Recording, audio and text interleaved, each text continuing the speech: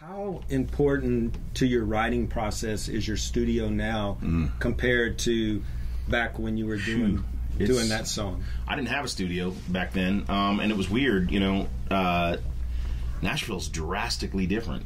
10 years separated from that. I mean, we were still tracking with other people in the room, with other musicians, and going to a studio to do all that stuff. And there was more collaboration, I think, to make a song what it is then than there is now, at least in my world. I spend most of my time, I'll write a song with whoever I'm sitting in the room with, and then when they leave, fire up the computer and build a track for it. And I'm playing everything, you know, bass, drums, whatever it is. I'm going to put it all on there. And I mean, when I came to town, it was a tape deck, you know. So it's weird. It's such a giant leap in technology, and it's been incredible. It's one of the best things that's ever happened to a singer-songwriter, is to be able to have your own recording studio and to be able to do it with basically a laptop and an interface and a microphone. You know, you can pretty much do almost anything you need to do with that. So it's been kind of amazing. I really like it now.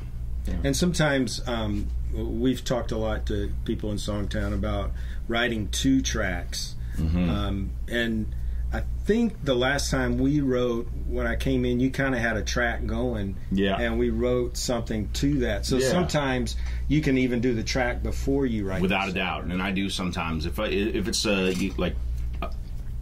if it's somebody that I know that likes to do that, I'll have a track rolling when they get in the room and have something started, and you can have a vibe going right away. And then so there's not a lot of sitting there staring at each other going, oh, well, what do you have in your book of hooks? I'm like, well, I got this track right here. What does it sound like and feel like to you? And then you go from there, and it just it speeds the process up for me, and it makes it more interesting. It's because songs come alive so quickly. I mean, a lot of times when you got a track like that, when you got one started, like we'll write the first verse and go, hey, sing that first verse down real quick, and then we'll play that over and over again until you hear what the second verse is going to be. And it's just a new way to write, and it's a really creative way to do it. Yeah, right. And you know, in the pop world, they've been doing that for a while. For a long time. It's really, I would say, probably more than half of my co-writes now is with a track guy in the room. Yes, absolutely. And you know, I used to, you know, be like, oh, damn, track guy's going to get a third of the song. This is not cool. What's he doing? He's just sitting there. Well, after